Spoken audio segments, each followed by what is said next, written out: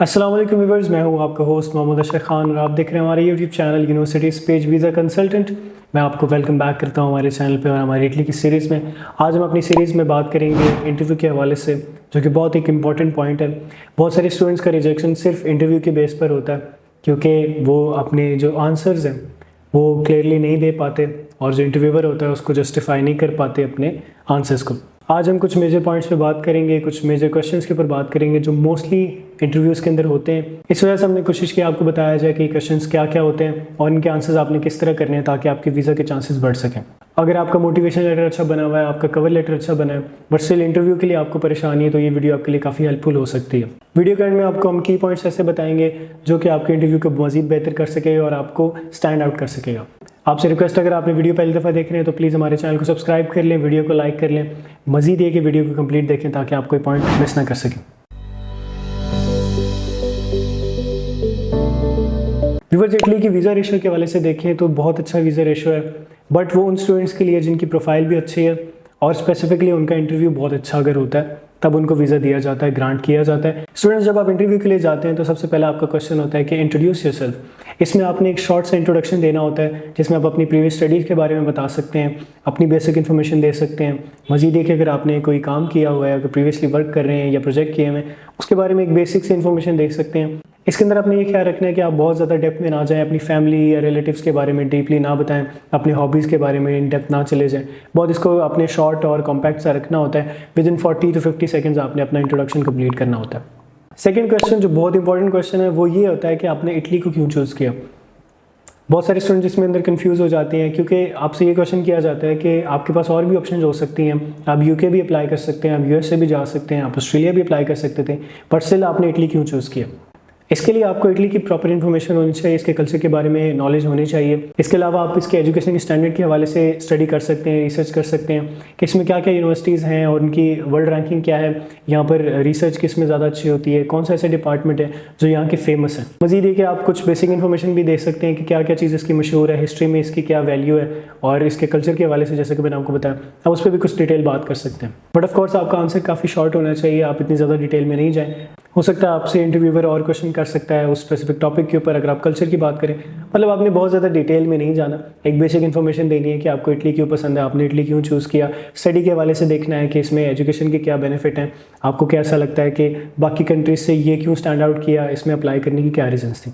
इसमें आप education standard के हवाले से बता सकते हैं कि यहाँ की यूनिवर्सिटीज़ की रैंकिंग बहुत अच्छी है, ये स्पेसिफिक यूनिवर्सिटी जिसमें आप अप्लाई कर रहे हैं उसकी रैंकिंग बहुत अच्छी है, उसमें ये डिपार्टमेंट बहुत इंपॉर्टेंट है। इस तरह आप इंटरव्यू को ये इंप्रेशन देते हैं कि आप सीरियस हैं पढ़ाई के लिए और आपके पास अच्छी इन्फॉर्मेशन है यहाँ जाने के लिए। थर्ड मोस्ट इंपॉर्टेंट क्वेश्चन ये होता है कि आपने इस स्पेसिफिक यूनिवर्सिटी में क्यों अप्लाई किया। इसके लिए भी आपने बहुत ही शॉर्ट और सिंपल आंसर्स देने होते हैं, येट आपके आंसर्स जो हैं वो डिटेल्ड होने चाहिए, यानी कि आपको प्रॉपर इन्फॉर्मेशन होनी चाहिए। इसमें आप अपनी यूनिवर्सिटी की वर्ल्ड रैंकिंग के हवाले से बता सकते हैं, जिस डिपार्टमेंट में आप अप्लाई कर रहे हैं उसके बारे में बता सकते हैं कि इस डिपार्टमेंट में ये बेनिफिट है, यहाँ पर ये बेहतर है, मेरी होम कंट्री से यहाँ के एजुकेशन में क्या फ़र्क है। इसके अलावा आपको यूनिवर्सिटी की बेसिक इन्फॉर्मेशन होनी चाहिए, इसकी लोकेशन के बारे में आइडिया होना चाहिए, इसमें कितने डिपार्टमेंट्स हैं ये भी आपको थोड़ा बहुत आइडिया होना चाहिए। मज़ीद ये कि आपने जिस कोर्स में एडमिशन लिया वहाँ पे क्या क्या प्रोफेसर्स हैं, वहाँ पे क्या क्या फैसिलिटीज़ अवेलेबल हैं, उसके बारे में भी आपको थोड़ा बहुत आइडिया होना चाहिए। मज़ीद ये कि आप ये बता सकते हैं कि आपने यूनिवर्सिटी किस तरह फाइंड की। अगर आपके कोई सीनियर था, आपका कोई दोस्त था, उसने आपको इसके बारे में बताया तो आपकी मोटिवेशन बिल्ड हुई, या आपने ऑनलाइन अगर इसका देखा तो आपने किस तरह इस स्पेसिफिक यूनिवर्सिटी को सेलेक्ट किया, उस सारे प्रोसेस को आपने लेके चलना है। इसमें आप ये भी बता सकते हैं जो कोर्स आपने प्रीवियसली पढ़ा है उससे रिलेटेड यहाँ पर हाई फैसिलिटीज़ अवेलेबल है, रिसर्च अच्छी हो रही है। अगर आप स्पेसिफिक किसी कोर्स में जा रहे हैं तो आप यूनिवर्सिटी की लोकेशन के साथ साथ उसकी एरिया के बारे में कुछ बात कर सकते हैं, यहाँ की कॉस्ट ऑफ लिविंग के हवाले से कुछ बात कर सकते हैं कि मैंने स्पेसिफिकली इस यूनिवर्सिटी को इस वजह से चूज़ किया कि यहाँ पर कॉस्ट ऑफ लिविंग बेटर थी या यहाँ पर क्लाइमेट किस तरह है। इस सब चीज़ों पर आपने एक ओवरव्यू देना। नेक्स्ट क्वेश्चन जो हमारा होता है वो मोस्टली इंटरव्यूअर आपसे पूछता है कि आपने इस स्पेसिफिक कोर्स में एडमिशन क्यों लिया और आपने इस यूनिवर्सिटी के इसी ही कोर्स में क्यों एडमिशन लिया।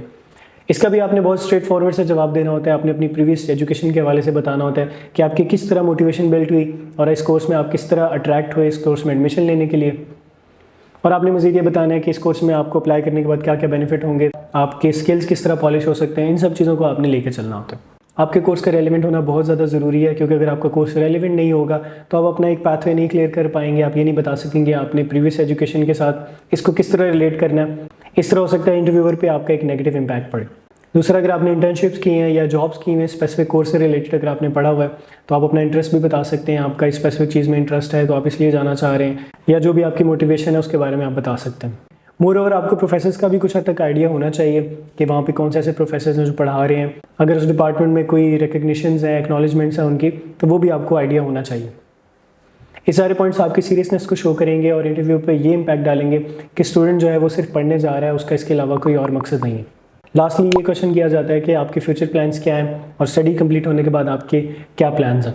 ये वाला जो पार्ट है बहुत ट्रिकी भी हो सकता है बहुत सारे लोगों के लिए, क्योंकि आपने ये इम्पैक्ट नहीं देना होता कि वहाँ जाकर आप जॉब्स करेंगे या वहाँ पर सेटलमेंट के आपके प्लान्स हैं। बिकॉज अगर आप सेटलमेंट के प्लान्स का आइडिया देंगे तो आपका वीज़ा रिजेक्ट हो सकता है। आपने कोशिश करनी है आप अपना प्लान काफ़ी स्ट्रेट फॉरवर्ड रखें कि मैं स्टडीज़ के लिए जा रहा हूँ और उसके बाद मैं अपनी कंट्री में वापस आऊँगा। उसकी आपने बहुत सॉलिड सी रीजंस भी देनी होती हैं। आपने एक्सप्लेन करना है आप किस तरह वापस आएंगे और वापस आने के बाद आपके पास क्या क्या अपॉर्चुनिटीज़ हो सकती हैं। आपने कुछ बड़ी कंपनीज़ को लिस्ट करना है अपनी फील्ड से रिलेटेड, और आपने इंटरव्यू को ये बताना है कि मैं इन स्पेसिफिक कंपनीज़ में काम करना चाहता हूँ, उसके लिए मुझे बेटर स्किल्स चाहिए, मैं अपने करियर में ग्रो करना चाहता हूँ, मैं अपने स्किल्स को पॉलिश करना चाहता हूँ, इस वजह से मैं इटली में जाना चाहता हूँ, यहाँ की ये कोर्स में इस वजह से एडमिशन ले रहा हूँ ताकि मैं वापस आकर अपनी कंट्री को सर्व कर सकूँ। मैं अपना सेटअप अगर खोलना चाहता हूँ तो मैं उसमें किस तरह बेटर काम कर सकता हूँ।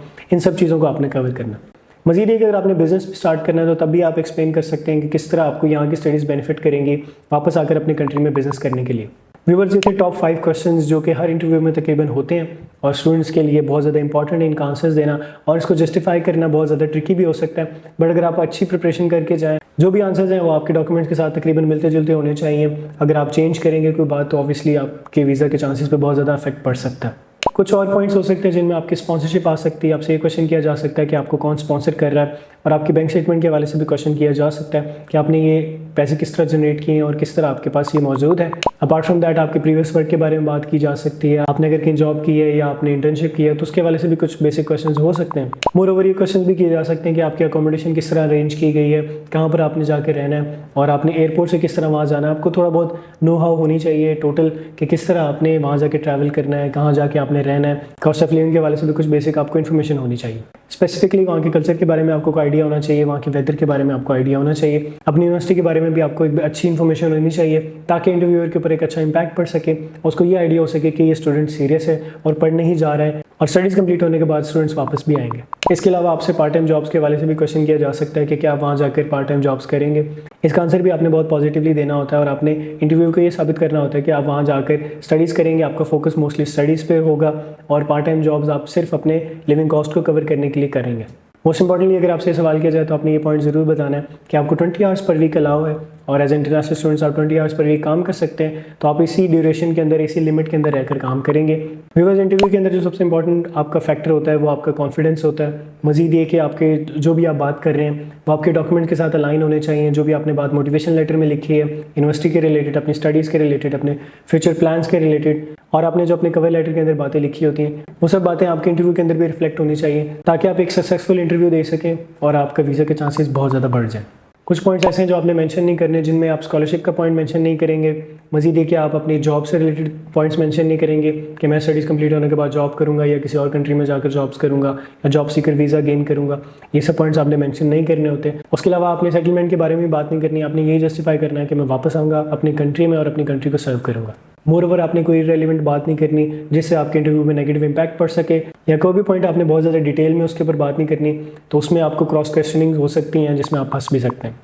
व्यूवर्स, ये थी हमारी वीडियो इंटरव्यू के हवाले से। उम्मीद करता हूँ आपको इन्फॉर्मेटिव लगी होगी, आपको इससे फ़ायदा हुआ होगा। मज़ीद ऐसी इन्फॉर्मेटिव वीडियोस देखने के लिए हमारे चैनल को सब्सक्राइब कर लें। हमने इटली से रिलेटेड बहुत सारी वीडियोस अपलोड की हुई हैं। अगर आपसे इटली में इंटरेस्टेड है पढ़ने के लिए या इन्फॉर्मेशन लेने के लिए तो हमारे चैनल पर जाकर आप हमारी इटली की प्लेलिस्ट देख सकते हैं। मज़ीद ये कि एप्लीकेशन प्रोसेस स्टार्ट हो चुका है। अगर आप भी अप्लाई करना चाहते हैं या इंटरेस्टेड है, इन्फॉर्मेशन लेना चाहते हैं, फ्री ऑफ कॉस्ट हम आपको गाइड करेंगे, इन्फॉर्मेशन देंगे। इसके साथ साथ हम हमारे ऑफिस पे विजिट कर सकते हैं। डिस्क्रिप्शन में आपको कॉन्टैक्ट डिटेल्स भी मिल जाएंगी और हमारे ऑफिस के एड्रेसेस भी मिल जाएंगे। मिलते हैं नेक्स्ट वीडियो में, तब तक के लिए मुझे दें इजाज़त। शुक्रिया।